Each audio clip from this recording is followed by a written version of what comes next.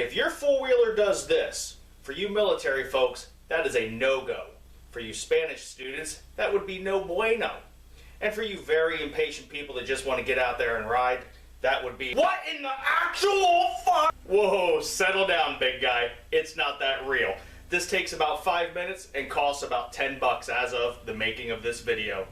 With Biden inflation, it could be up to 20 by the time you see it. First thing you're going to do is just lift up on the back of the seat here and pop your seat off. Next up, we have to remove this side panel cover. It's going to be a T27 screw here and then some body panel clips. 2 here, 1 down at the corner, and then 1 up here. Mine up here is missing, but you should have one there. Now, using the appropriate body panel clip remover, we'll pop these out.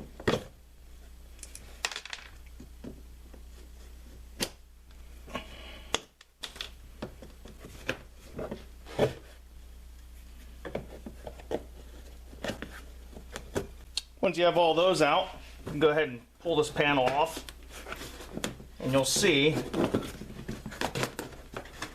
on the top there's some clips up here. It actually sits on this channel. You'll see how you take it off so that you know how to get it back on, and you can work this right over that shifter. And herein lies our problem. Let's take a closer look. So here you see the shift rod that goes back to the transmission, and it should be in this hole to the shifter itself. And this piece here is worn out. This is called the snap linkage bushing. Let's go ahead and pop this off and take a look at it.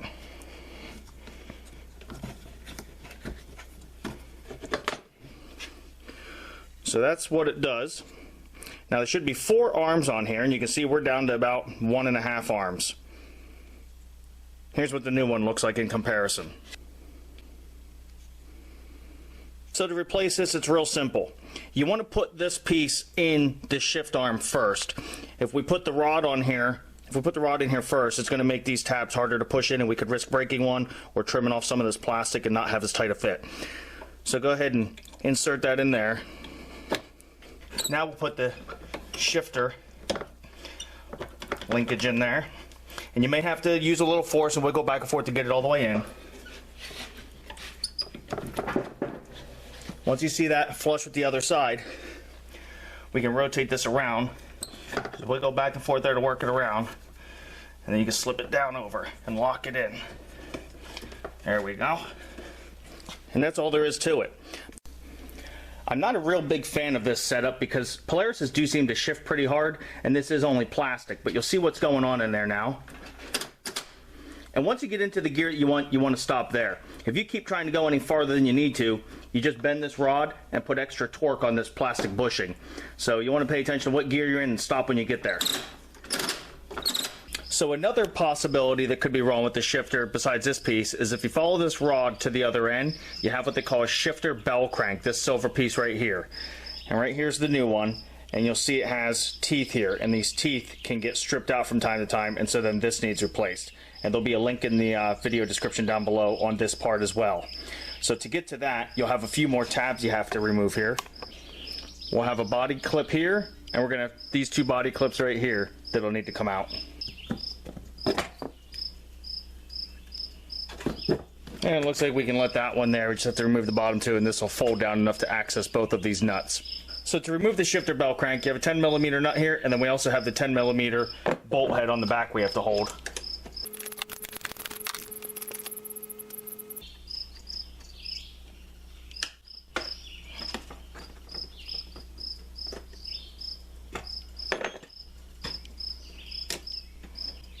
Just gonna remove that bolt from the back side, and that'll slide right off.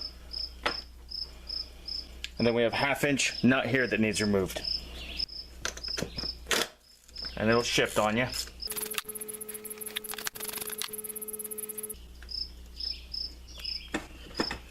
And we should be able to just work this right off of there. Might have to get a little pry bar to pull up on this side, or a flathead screwdriver.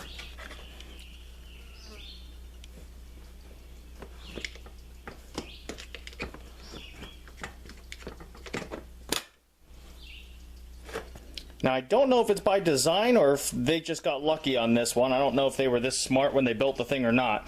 But this is steel and the bell crank piece is aluminum. And so this bell crank piece will strip out before the teeth on the four-wheeler. And so this is what strips out in here. And so looking at the new one, you'll see what we're looking at here. And then you'll also notice this one section over here has a really wide tooth. That is for alignment, so you don't have to worry about putting this on wrong. It can only go on one way. So we're going to go ahead and brush all the metal flakes off of this and the old chewed up bell crank. So it's kind of hard to show in the video here, but it's actually two teeth that make up this indentation. It's not an actual square cutout on this serrated section. It's two teeth here. But when you get looking at yours really close, you'll see what I mean, and you'll see where that wider section is that lines up. Another thing you do is just watch how you take the old one off and maybe notch it, put a scratch on it so you can put it on the same way. So once you find your wide tooth, just fit this right down back over it and it'll go right down on. You should not have to pound this down at all. Just set that right down on there, replace your 1/2-inch nut. So once we have our 1/2-inch nut replaced, we can go ahead and replace our 10mm nut and bolt.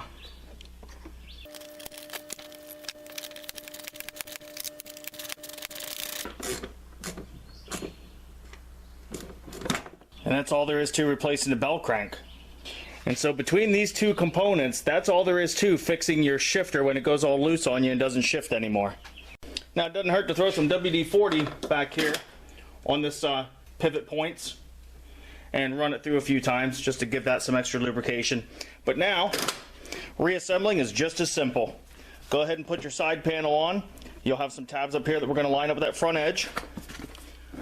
Work down over the shifter, line those up. You're going to have to push down on this a little bit to get this top channel in there. And just like that, we're ready to reinstall our T27 down here and then our 3 body panels.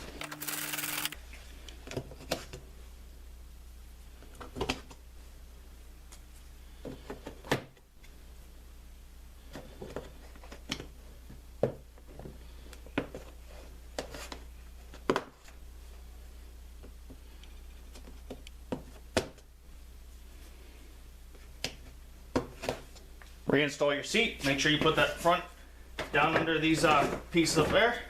Press down. It'll snap in, and you're all done. That's all there is to replacing your shift linkage bushing in your Polaris. You're now ready to hit the trails again. If this video helped you out at all, please hit it with a like, subscribe to the channel. I'd really appreciate the support. Thanks for watching.